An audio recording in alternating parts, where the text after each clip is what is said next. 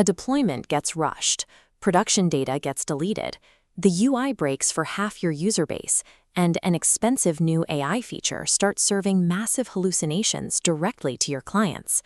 Stop. Software development is inherently fragile. Assuming everything will go perfectly during a build is often a dangerous trap. Instead of waiting for a crisis, we use a framework called risk analysis. This isn't about being negative, it's about the active practice of building with awareness. As this document outlines, analyzing risk means identifying exactly what could go wrong before, during, or after development. It's about reducing failures through planning and communication. Anticipating failure early on is the most reliable way to ensure a piece of software actually survives contact with the real world. To protect a project, we first have to map the threat landscape. Many projects struggle before a single line of code is written because of foundational flaws in their architecture. We start with requirement and product risks. You might build an application perfectly to spec, but if the underlying user need is misunderstood, the resulting product provides no value. Moving to UX risk, we see issues like missing empty states or interfaces where important actions are hidden, which creates immediate confusion for the user. Then we have technical and security risks. These range from unmaintainable code to logic failures, like an API missing proper permission checks, which could allow a user to see data they shouldn't have access to. When these core vulnerabilities are ignored early on, they often become the invisible friction that leads to rework and delays throughout the build. Beyond the structural basics, we have the modern wildcards of development. Integrating advanced tools like coding agents requires a specific kind of risk mitigation. This documentation identifies agent risk. If you use an AI assistant to generate features, it might quietly expand the scope of the project or write code the human developer doesn't actually understand. That differs from AI product risk, which is when a feature inside the software starts hallucinating. Without a built-in fallback behavior to handle these errors, the user experience breaks immediately.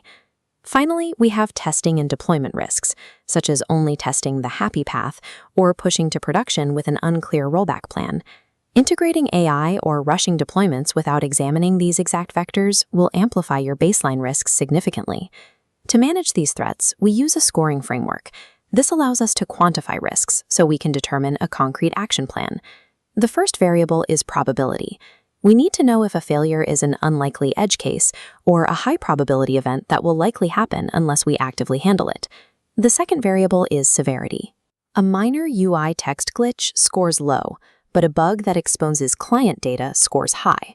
When probability and severity intersect at the top of the chart, immediate action is required. Based on that score, we choose a response. We can avoid the risk by changing our approach, reduce it through testing, or simply accept it if the impact is manageable. But regardless of the response, every single mitigation plan must have an assigned human owner to be effective. Scoring threats this way moves the team past general anxiety and gives them a standardized way to decide where to focus their attention. The system only works if execution is precise. One common mistake is documenting vague threats without attaching clear, actionable steps. Even worse is ignoring a risk because it feels negative, or hiding a vulnerability until it becomes a major production problem. To maintain accountability, we use a risk analysis template. This serves as the central source of truth for the project, tracking the threat, its potential impact, and the mitigation plan. An analytical framework is only as good as the discipline a team uses to maintain it throughout the development cycle. When a team operates this way, the environment becomes more predictable. AI outputs are reviewed, edge cases are plotted, and failures are caught long before they hit the end user. Proper risk analysis does not slow down development. By catching architectural flaws and security gaps early, it actively prevents the rework that usually causes projects to stall. It all comes down to the core questions. A good developer is constantly asking, what could go wrong? How bad would it be? And what can we do about it?